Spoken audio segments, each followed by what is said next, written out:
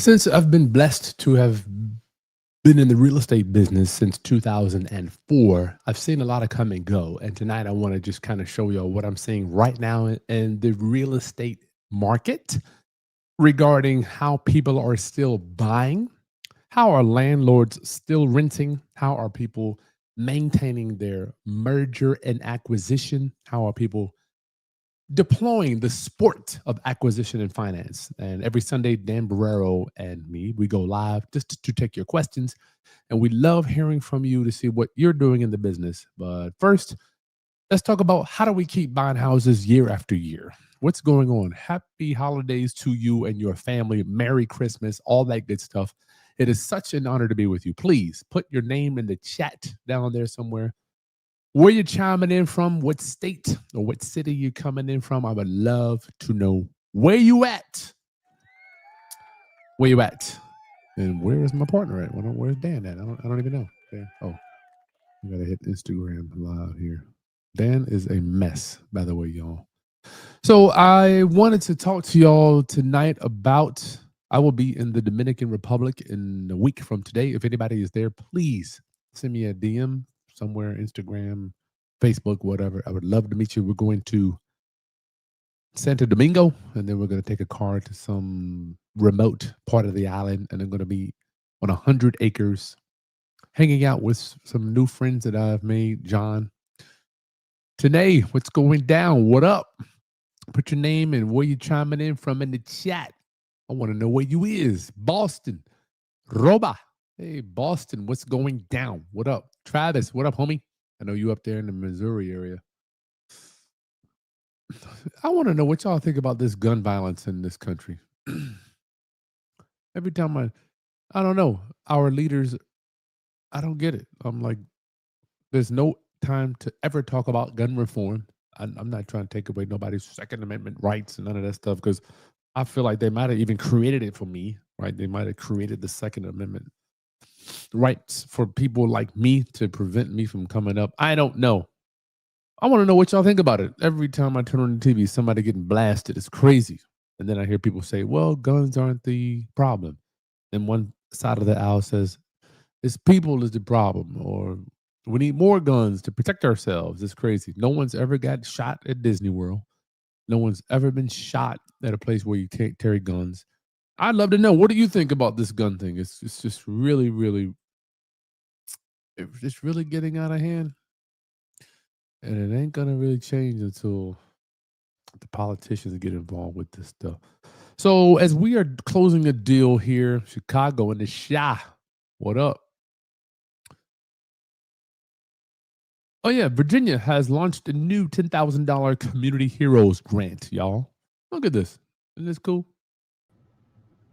Virginia has a new Community Heroes Grant. We love the word grant. What does grant mean? Grant. Not going to be paid back, y'all. Forgivable. Grant, not a loan for first-time home buyers in specific public service roles available starting December 11th, 2025 to cover down payment assistance, closing costs stackable with other assistance, which is great. Right? That's cool. Requiring 600 plus credit score, targeting educators, first responders, healthcare workers, and military. Dan, what do you think about I came in at the middle of it, man, so I'm not sure what you were discussing. this new Virginia housing grant that they just passed a couple of days ago? What's it saying? It's saying $10,000 Community Heroes Grant, forgivable grant for first-time home buyers in specific public service roles, available starting December 11th to cover down payment, closing costs, stackable with other assistance requiring a 620 credit score, targeting educators, first responders, healthcare workers, and the military. This is so cool, man. I don't know if this is, I mean, I'm happy to see that they are helping with this.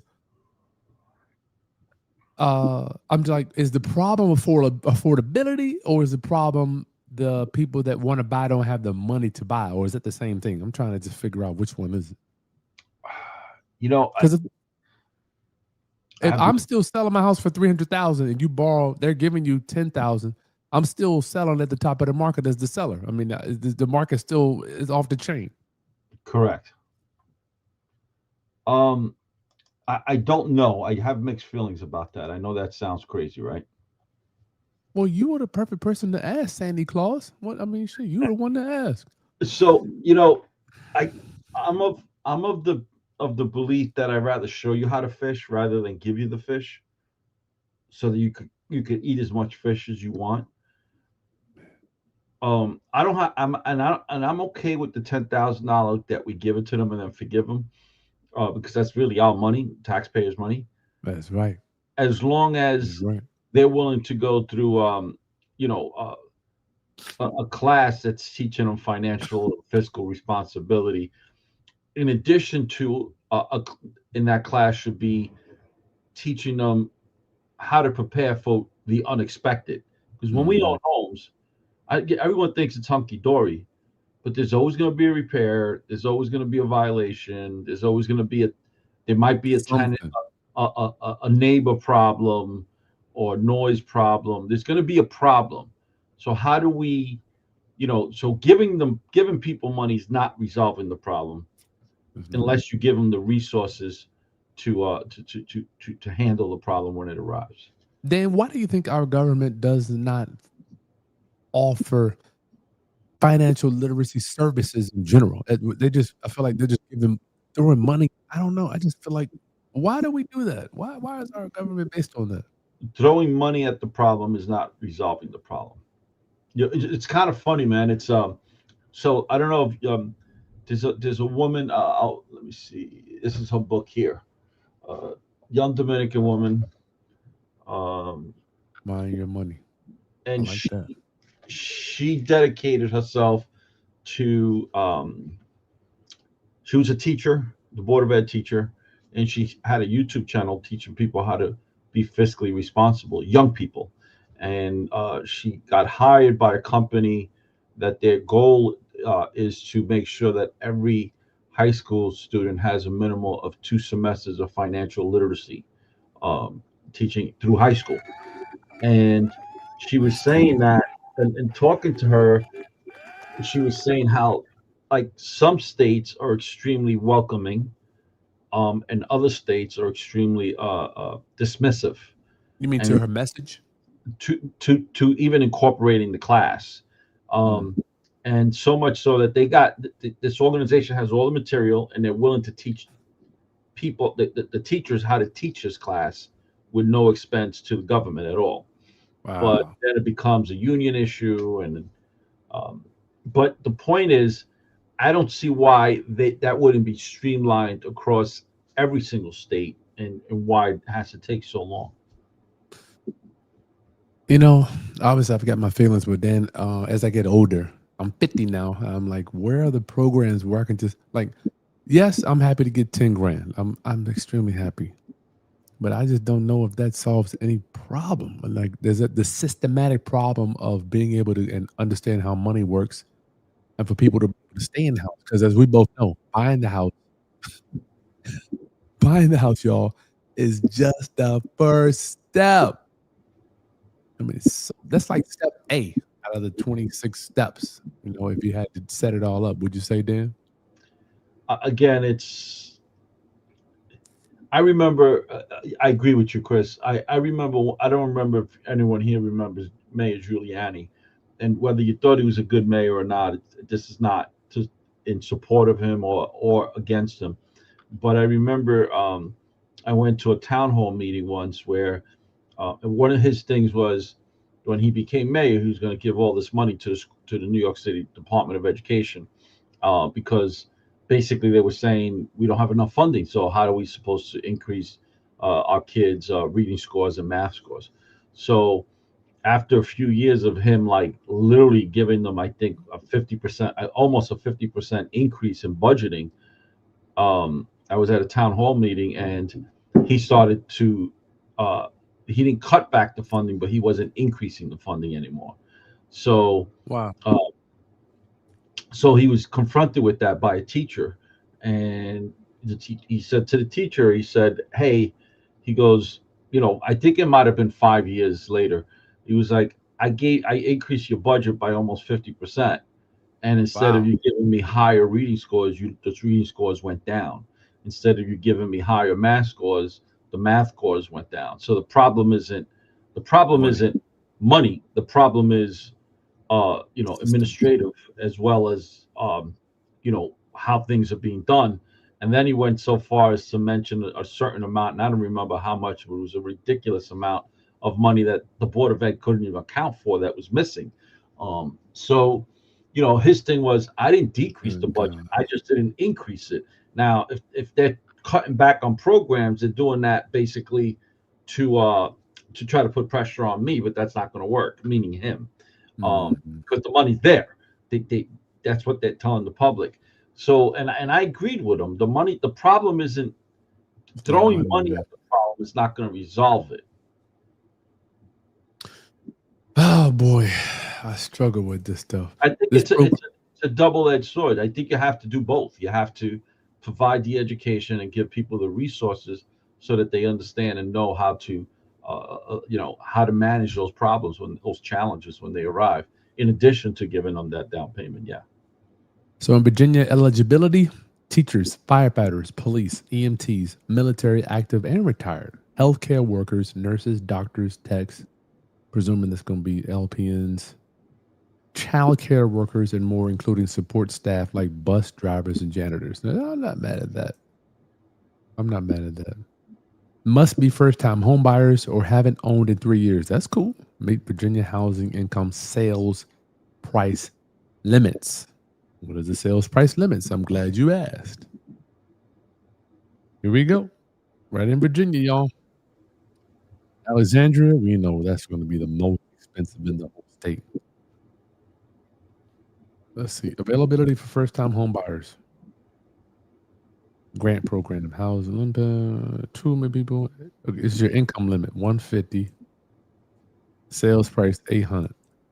So where I'm at, y'all, this is where I'm at in Virginia Beach, Newport News, 97,000, which is, wow, it's going to be rough. And house rate, you shouldn't even be living in a $500,000 house if you're making 100,000 a year. Because Yeah. after taxes, that's what? Shit, 60, 65. Yeah, it's funny. I just did a consultation today, and the person was making, I think, 110,000 between the husband and the wife, and Before or after taxes? in gross. So They're that's not. seven. This is not in New York City. This is actually in Florida, Mhm. and they want to buy a house. So they're in their mid 30s, and Good for them. I was like, okay, so what's the problem? Well, they had a lot of questions, but at the end of the day, I advised them they're not in a position to afford a house. They didn't They have the have down payment? no, they've got a credit score of about 600. Mhm. They're both driving brand new cars, Mm, right? They their credit cards are around together about $30,000 in debt? in debt, and that's not including their student loans. And my argument was, you're living a lifestyle that you can't afford. You're not ready to buy a house. And she says, well, we got a mortgage approval for 350,000. I said, because I says, that doesn't mean you could afford that house. You first need to have a relationship with money, or create a relationship with money. Understand how money works before you go buy a property. If you're making $110,000 a year before taxes, that doesn't leave you much income, disposable income, if you want to save a minimal of 10 to 15% a year. Mm. They gotta change that lifestyle, Dan. But they got to have a relate. They have to develop a relationship with money and understand how money works. OQD LLC. I've got an owner occupant in Newport News. Owner occupant means you did a seller finance that hasn't paid for this month yet. It's only the 14th. So in case I have to start the eviction foreclosure process, do you know of an attorney? Oh yeah, call David Redden. I just called Dave 757. Get Dave's number. I would call Dave. 757-927-3921. Give Dave a call. He'll take care of you. What up, Jamon? Do either of us tip the mailman, trash guy, for our properties for Christmas? My mailman had the nerve to ask him. If he asked me for it, I wouldn't give it to him. Dad, I wish my tenants would say, you know what, Chris? Thank you for providing a roof over my head. I had that question asked to me today by another consultation I did. Guys, I try to use Sundays to do my consultations because there's no rush, phones aren't ringing. And in any event, she says, well, I gave my tenants turkeys for Thanksgiving. She says, I can't imagine how many turkeys you gave out. I said, I gave out none. She says, why? I said, when my tenants call me and at any given time it gets responded to like this, do they send me a thank you card? Do they send me an extra tip? Do they send me extra rent? No, because it's not their obligation. I have a contractual obligation with them, as they do with me. It's a business relationship. I don't want them to be my friends. Mm. We do give our birthday cards sometimes with gift certificates in them. Sometimes we do that, but I'm not mad at anybody that does. Dan's a little grouchy on that stuff. I tip my mail lady, but she's exceptional. I got What's she 32 do? steps. I get 32 steps to get to my house. Every time I get a package, she leaves it right in front of my door. Do I tip my that's worth UPS driver?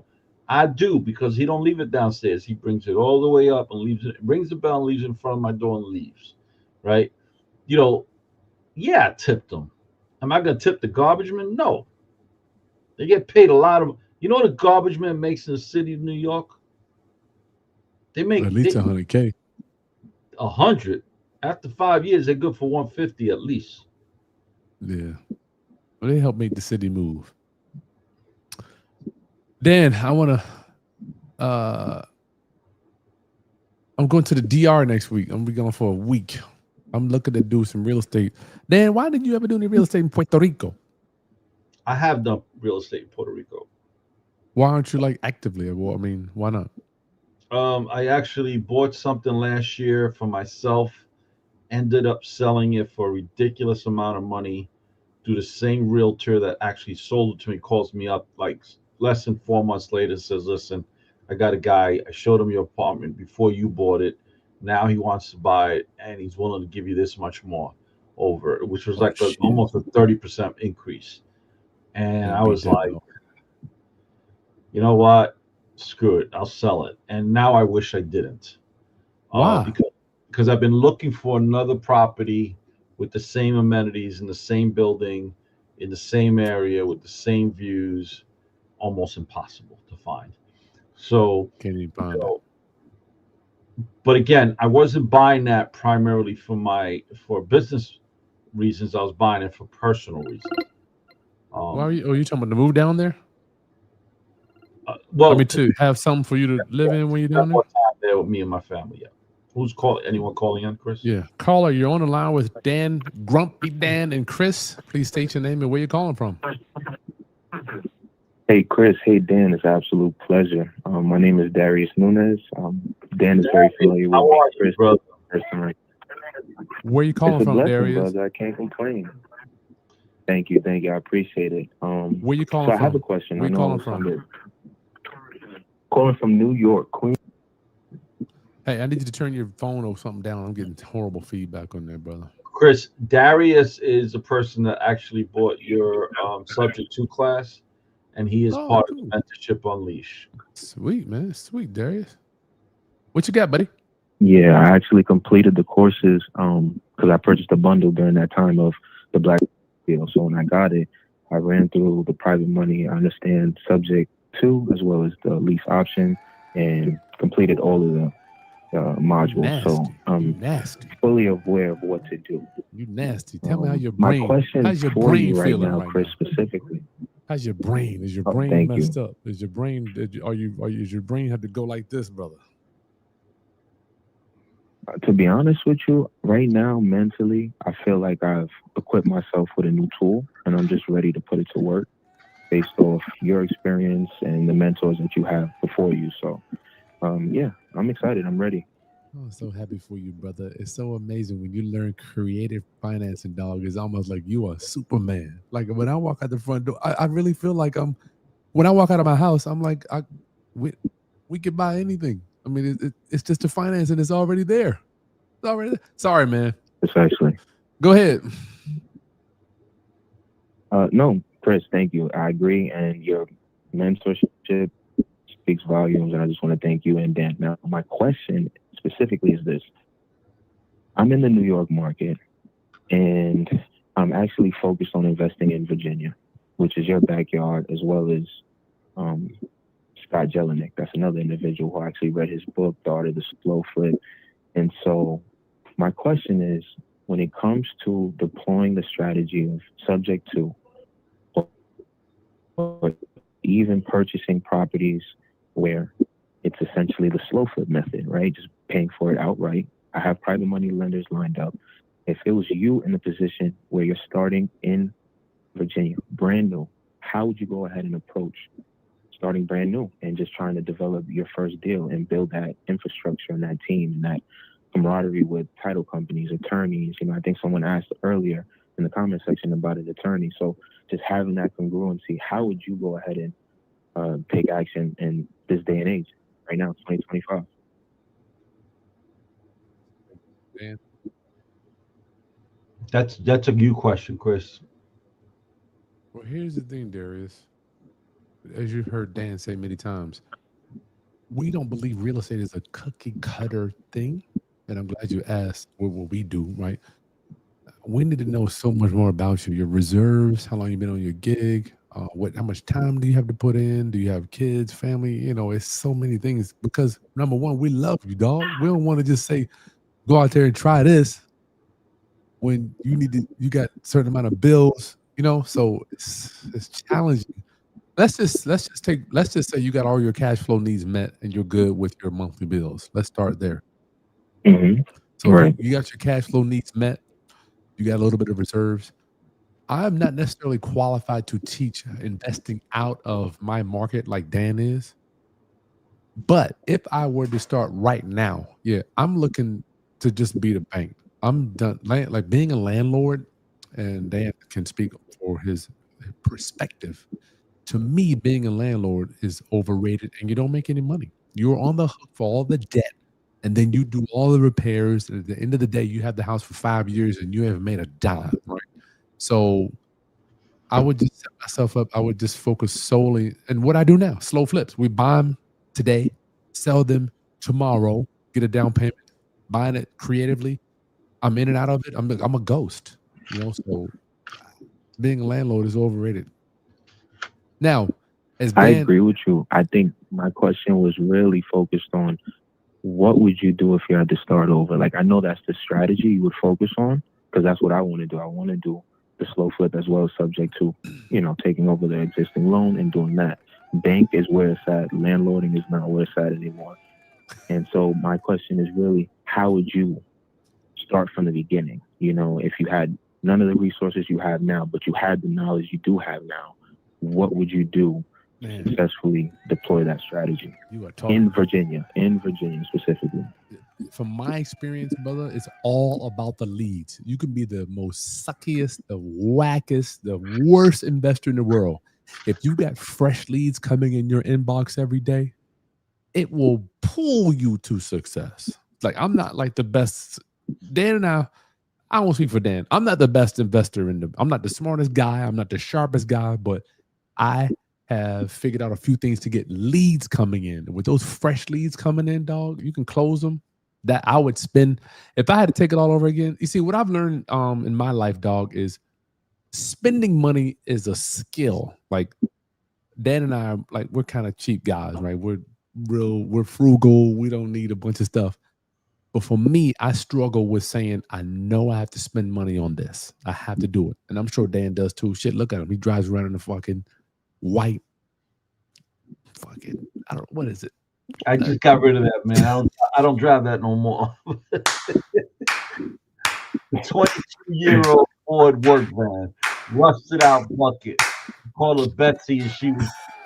I ain't gonna make fun of Betsy because Betsy made me a lot of You money. can come back and get your ass. Yeah. Dad drives around with a 20-year-old. So I'm saying that to say even us struggle. I guess I won't speak for both of us. We struggle with how we spend, right? Dan could easily go out and buy a new van, right? I could do things, but it's like to be able to say, I'm going to buy leads. I know that's one of the things that I regret not doing until later in my career. So I would say, look, this is what I'm doing, buying leads.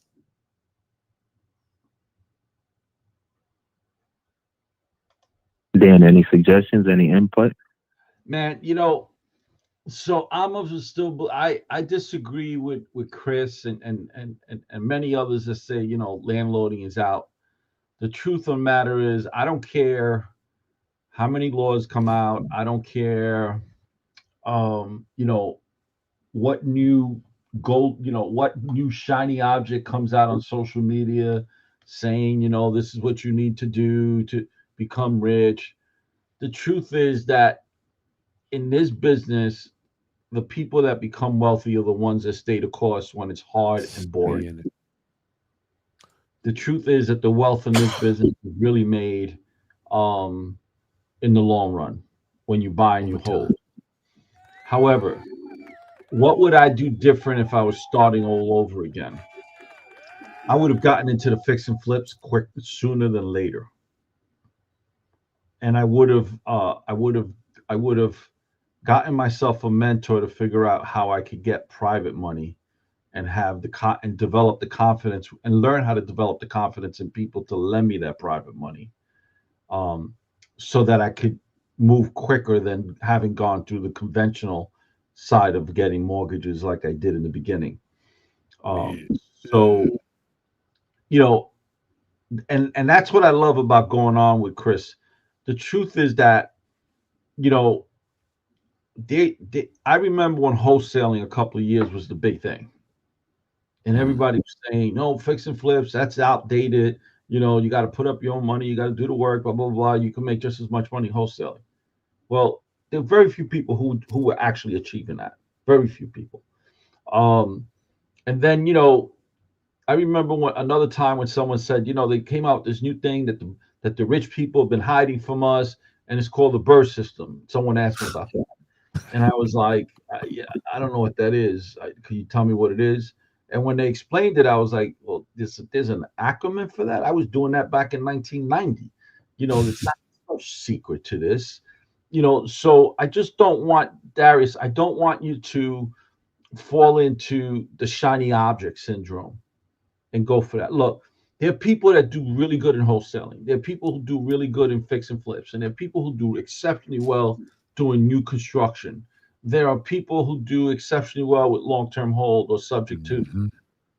Everybody's different. Everybody's got different risk tolerance. Everyone's got a different personality traits. Everyone pressure, different financial family responsibilities. That's right. So find your road that fits your lifestyle, your willingness to sacrifice. Find the road that works best for you. It's like the best thing about real estate is that we are like doctors in the sense that you go to school, you get your bachelor's, then you go get you go to school after that, you become a doctor. Now you got to figure out what to specialize in, right? So you could be a dentist, you could be a podiatrist, you could be, you could be a heart surgeon, a heart specialist, you could be an eye specialist, a throat and ear specialist, and nose specialist. You could be a plastic surgeon. Well, it's the same thing with real estate. You need to find what your niche is. What works best for you. Darius, we got to keep moving, man. I hope that helps you, brother. Listen, we got a mastermind. If you want to join that, just send Dan a message. Yes, sir. Thank you, fellas. I appreciate your time always. Okay, brother. Merry Christmas. Merry Christmas. Oh, man, I got to love my freak. OQD LLC. You're welcome, brother. You're welcome. You're welcome. Dan, maybe you can help this one. Why moving to a zip code you can afford is not a thing? That's because it's funny. That's a One nice of my picture. one of my siblings years ago said to me, I said, she was complaining about her rent going up. So I said to her, why don't you just buy your own place? Now she was in about 40 years old. No, she's like late 30s. And this sibling of mine does a lot of traveling every summer. She takes off the entire summer. And when I tell you takes off, I mean takes off. Like That's sweet. no work and travels. So I said to her, well, why don't you buy something if you're pissed off that your rent keeps going up? Because it's going to keep going up. Yep. And she said, well, because I can't afford to buy where I want to live. I want to stay in the same neighborhood. I said, well, then maybe you need to start looking where you can't afford to buy. You damn right. Right. So Reality. reality is this, and I'm using my own sibling. She don't want to sacrifice her lifestyle, but she wants to bitch about her rent going up or not being able to afford where she wants to live. Doesn't go together. Give people. Don't go. You got to give something. And that goes right back. That goes right back to Relationship with money. relationship with money. You know what, Dan? I think my wife said something profound the other day. She goes, you know what? It's weird how your wife says, wow, they say stuff and then it's like come from God to them, downloads into their brain, and then it come. She goes, it ain't really that bad looking broke when you're young. But looking broke when you old, I don't know about that. I'll give you guys another story. Like you're gonna pay me when you pay me now, pay me later, but you're gonna pay. You're You're gonna pay me sometime, people. I have a relative that when he was younger made a lot of money. Had a lot of women, went out, tailor-made suits, nice alligator shoes, went to the best restaurants, went into the bars, and he was buying rounds for everybody. That was me. And when he got older, every third of the month, he's waiting for that mailman to come with his social security check, waiting like a cocaine fiend That's or rough, crack man. fiend. That's rough. So he chose to pay when he was older. That's rough, man. He had a great time when he was younger, but now that he's older, he can't afford to do any of that. All right, look, y'all, don't forget, I know the holidays are coming up, but as you are enjoying your turkey or your ham, Dan and I have opened the Ultimate Landlord Survival Guide. The training will start next month. So make sure you go to the link in the video description below, book your call with us, or go to dankrisdeal.com. We're going to be showing you how to manage your property. Everybody's teaching how to buy a piece of real estate, which it is important.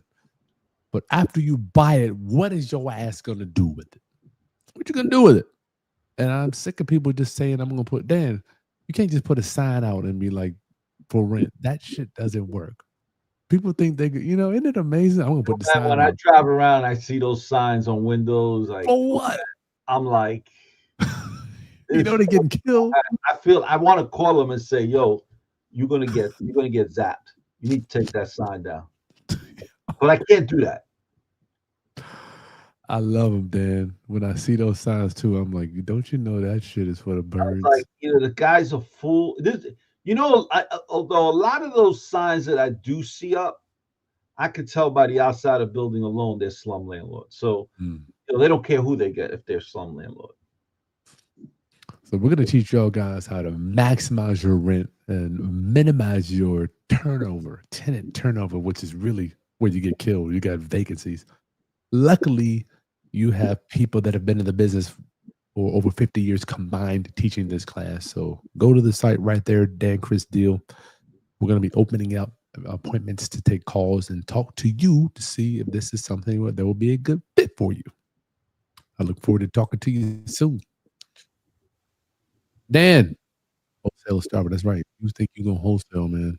Now some people doing well, but it's a rough business, brother. Yeah, Rough some business. people do exceptionally well, but it's tough business. My only It's problem with wholesaling, the only problem with wholesaling is what, Chris? you got no horse in the stable. Like if all you're doing, you're always trying to find. I'm like, You're I only as just good as your last deal. yeah, I don't want to You're do that, only as good as your last deal. and I don't feel like always looking for somebody to take me out. Another investor, we're all cheap as hell, Yeah, it's and like fix and flipping. You're only as good as your is last your deal. last deal. And with wholesaling, you only learn like you're not learning the skill in the sport of acquisition, like acquiring real estate, y'all. And I know most people think they go to the bank, down payment, all that stuff. That's just one way. We got whole. In fact, let me show y'all this. That's what I was going to show y'all a purchase and sale agreement, how we write up a contract with creative financing. This is what it looks like. This is what we're doing now. Oh man, that's nasty. You see, we never put a name on this thing. We just put owner of record. That's my trust as the buyer, address. And this is the price. Buyer agrees to pay, seller agrees to accept. This is the price, y'all. This is how we do it. Approximate loan balance plus $6,000.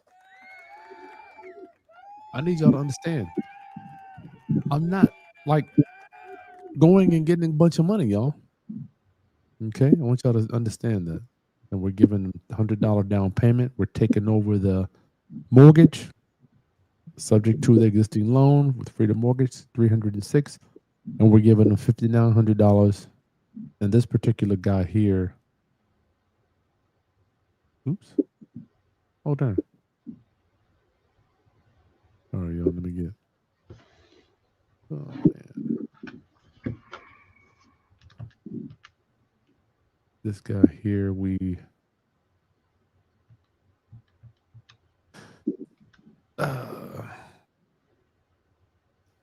buyer will occupy property until January 1st, 2026. I'm sorry. Buyer shall receive $3,000 at closing. So we gave him $3,000 at closing. Buyer will occupy property until January 6th and will receive another $3,000 upon move out, broom swept clean. If the buyer doesn't move out, it'll be $80 a day after they. So I'm saying this to say, y'all, getting a loan, bank loan, like Dan was saying, traditional financing. I'm not mad at it. Do that. But Dan, can we say and instead of or? Instead of, do the bank stuff, do all that. And I've done it. I it's mean, no guys, wrong way. I've done wholesale deals. I don't actively go out looking for them. Sometimes I get the phone call. I'll do it. I'm not gonna not do the deal if it's a good deal to be, and there's enough meat on the bone for everyone to eat. But so I've done both. And y'all, it's not or. Yeah, listen, and it's just like fix and flipping. Fix and flipping. I was able to start scaling at a higher pace, at a faster pace when I started doing fix and flipping because now I was getting the money quicker that I needed for my down payments for my long term holds. So I was doing both at the same time. I still am. Caller, you're on the line with Grumpy Dan and Chris. State your name and where you're calling from. Hey, Chris. Hey, man. My name's Otis, brother. I've been watching you since you had the. Hey, my name Otis. I'm calling from. From where? I've been watching you since you had the. Where had from, the big Otis? brick. Where from, Otis? West Palm. Oh, Florida. Had the brick. That's why. Yeah, West Palm Beach, Florida. That brick is why I had to have my second West back Palm Beach, surgery. Florida. Man, that damn brick was heavy as hell. That's how long I've been with you, brother, man. Wow, So I appreciate all what you do. Not for nothing, Chris. I haven't seen you with the sledgehammer neither. I got all these heavy ass props around my office, right? I'm looking at them. I can't pick them up now. Just yeah, exactly. Otis, it is an honor to serve you, brother. Thank you. Yeah, man. Hey, man, I don't mean to go off topic, man. I know you're doing something too. You guys doing. I just hopped on with you. No matter. Hey, so I see you guys in New York, man. So whole Section 8 thing, because I'm a long term guy, Good. and I like to hold on. A lot of my properties are tenants, but with the whole new changes, new laws that's coming about, I'm concerned about the 2 years that they're putting on the Section 8 tenants now. So I was just trying to see what your perspective is, or you or Dan, and what you think about that at all, and also what you guys been in New York. Because I think I've been seeing that happen in New York, where Section 8 tenants being getting evicted and stuff like that. So just trying to see what your thoughts are on that. Dan, you can go. I don't know what changes are coming. 2 years. I think if it's 2 years, then it'd be 2 years. They gotta go. But I like the people we target. They are the people Right. I target. They're long term. They're either elderly. I don't want to say I target. Let me take this back. The people that we usually attract are people that are my favorite tenant. And I took with Dan. We go over this in the Ultimate Landlord Survival Guide, right? I show you exactly who we're looking for. Don't we, Dan? Dan have our. Yeah, I was thinking. Chris does in the Ultimate Landlord Survival Guide. Chris handles the Section 8 part of it, and he breaks it down exactly how to find that specific Section 8 tenant that you're specifically looking for. That go. fits within the box. Right. So This was in the box. When you're looking for that elderly ladies with grandkids, whatever. But we can go all into that. But here's the thing, man. Trump, like him, hate him, whatever. All his boys, including him, have these properties. So I just don't see what are they going to do? Yes. Cut their own throat? I just don't see. Now, obviously, I'm not a politician, but I can't see them making it but so hard on us. It's their buildings. Yeah. No, I hear what you're saying as far as, and I'm sorry, man. I'm trying to watch you guys on TV and just chill on my phone at the same time. Mm-hmm. I see what you're saying as far as you finding that old tenant, but that old tenant don't have it's where you get that most money from housing. You know what I mean? That old tenant gonna get you $900, and what we look for, and also with the home prices now, shit, you need to find those at 3-4 kids, so that voucher can be $1,900 or $2,000 in order to get some passive income. You know what I mean? So that's what I kind of shoot for the most part. But I was just if that's what you're looking for, Chris teaches that in the Ultimate Landlord Survival Guide. Whatever that box is that you want that specific tenant to fit in, Chris can show you how to do that. We definitely don't want people with a bunch of kids. Like, I stay away from those. And once again, we have strategies for this that we don't even. Dan and I, a lot of stuff we don't even share publicly. We walk the line real thin. Dan could say, I wish I could tell you the stories that I hear from Dan Borrero behind the closed door. It's nothing. It's nothing like you see on public. You won't even see a bunch of stuff that we talk about, right? Yeah. Look, the truth is this, man. Section 8 is good until it's not. If these laws do go through with only 2 years, I don't see it happening because they're going to be challenged in the courts. And if a new president comes in, especially if a Democrat comes in, it's going to be a mute issue. He's only got 3 years left. And I know 3 years sounds like a lot, people, but the truth is that this president is a real disruptor. And every president who comes in, it brings in disruption. But this president's just juggling a lot of different balls at the same time with the disruption mentality. So I don't know how successful he's going to be with getting anything else across the finish line, especially if there's if the midterm elections, either the Senate or the House turns Democrat. Then he's going to be a lame duck, totally lame duck. Dan, I can't see, even if let's say the 2-year thing does pass. That's still going to be a certain section. That doesn't say everybody. That doesn't apply to the elderly or people on Social Security or disability, right? Those are for people that are actually who have able bodies to go out and get a job. There you go. Right. So But let's assume that's good. That does go through. So for Chris, it really doesn't matter because it only takes Chris 3 or 4 months max to get rid of a tenant. Now in New York City, it already takes us 2 years to get rid of a tenant, let alone if they're on Section 8 and not getting paid. So I think it's illegal to Right. discriminate against Section 8 tenants, but landlords ain't gonna have a choice but to find different ways to not accept them. Because it's gonna take if they're gonna lose their vouchers in 2 years, we know we're gonna have a problem in 2 years, and then it's gonna take us 2, 3 years to get rid of them. Whatever rent we collected the first 2 years is gone. It's Yes, gone. Right. So it all depends on where you're at and where he's you in choose to Florida. practice this craft, your real estate career. In Florida, I could get rid of a tenant in 3 months the max, 4 months the max if they fight me. I would take a chance then in Florida Right. because I have to get them out. Am I going to take that chance in New York City? It's going to be a lot of thought process. Otis, I would not do. I think what's weird. I think we all spend too much time thinking and focusing on stuff that is not even happening yet, brother. I'm not saying this Well, is an hold Otis on. Can thing. I get it? Yeah. Go It ahead. it just the only thing. I totally understand what you're saying. Normally, things take time, but after seeing what happened with those damn food stamps, I was like, holy crap, man, that's almost like in my sandbox there with Section 8 food stamp, benefits. Like, man, if I could see that happen with food stamps, shit, Section 8 is not that far from that. That's true. That's true.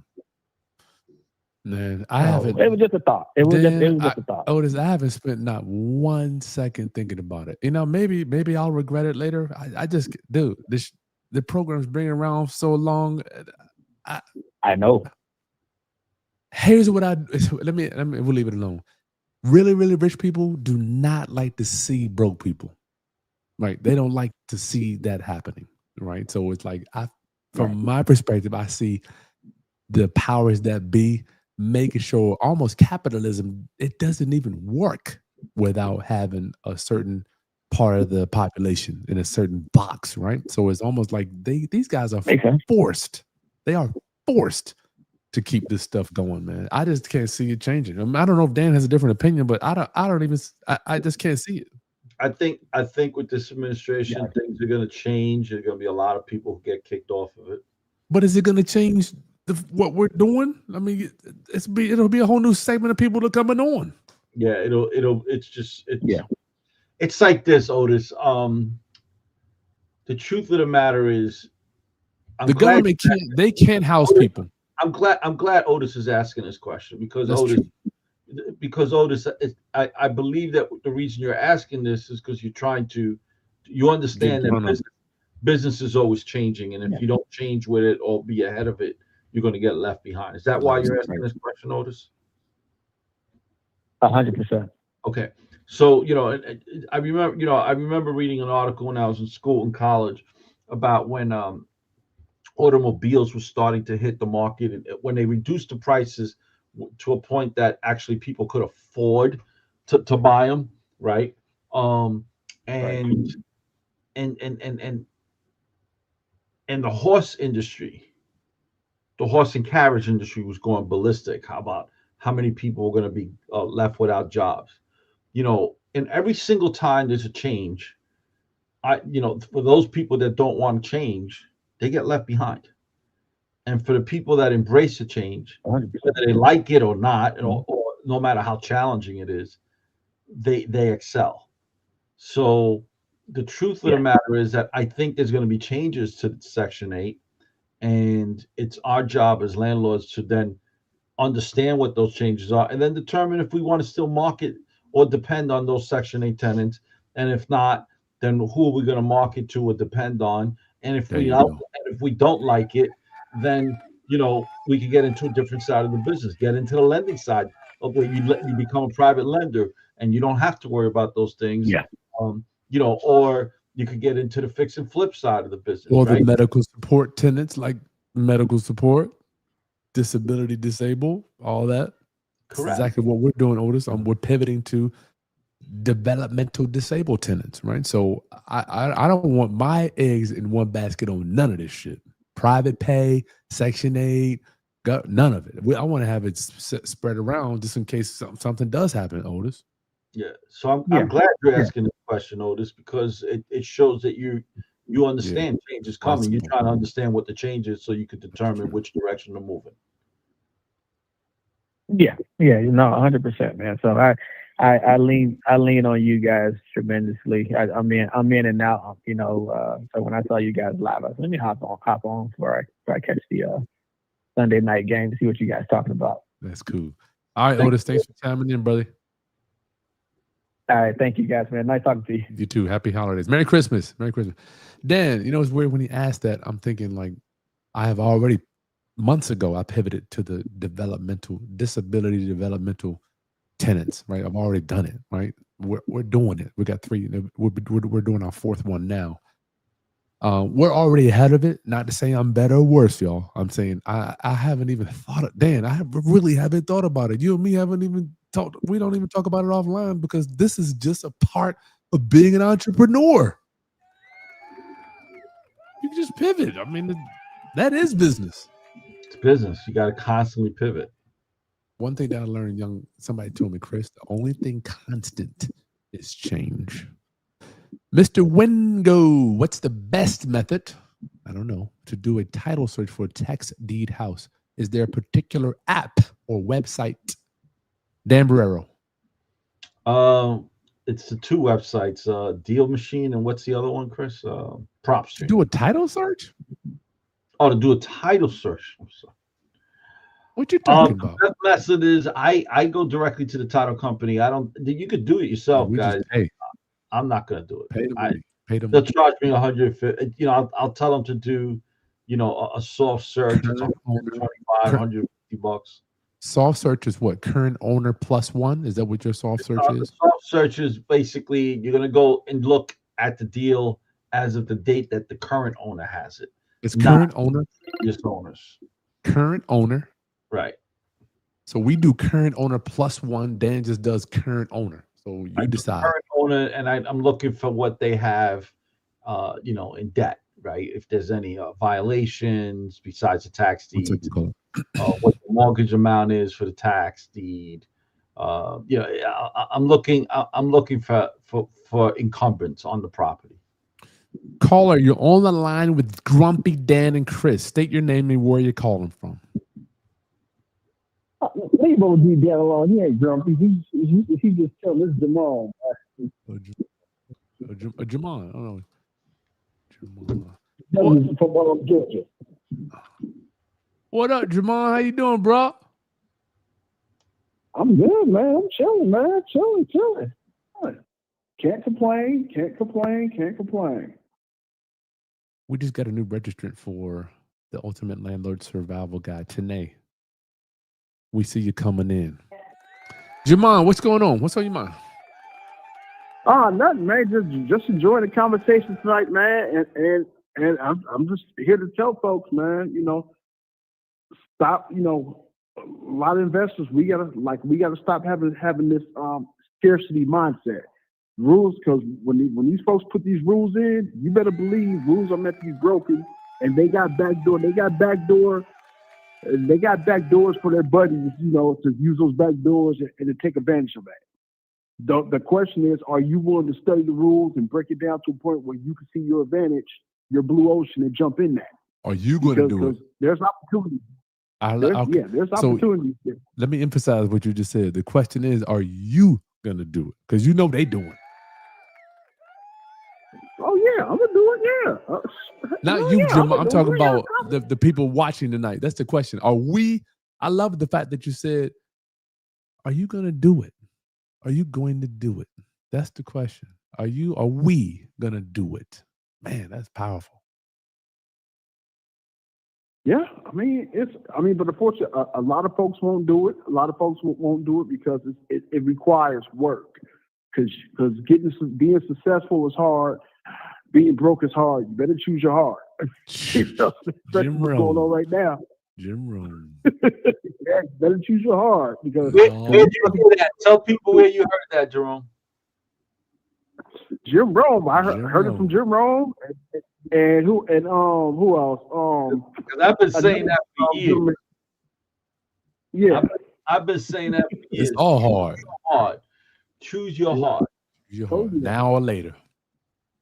Yep, now or later. Yes, indeed. Yes, indeed. And I don't know if y'all heard about this, man, but I just wanted to ask y'all: are y'all starting to hear rumors about a lot of these folks with these DSCR loans or defaulting on these DSCR loans now? Have y'all heard anything about that? Because I had people reach out to me and ask me if I heard anything about it. And I know it's Sunday. I'm gonna ask my guys from the oil. I find it hard to believe that there's a large amount of people defaulting on DSCR loans, because when they come in with a DSCR loan, you got to come in with 20-25% down payment, right? Minimal. So sometimes they're ready to take that. sometimes more.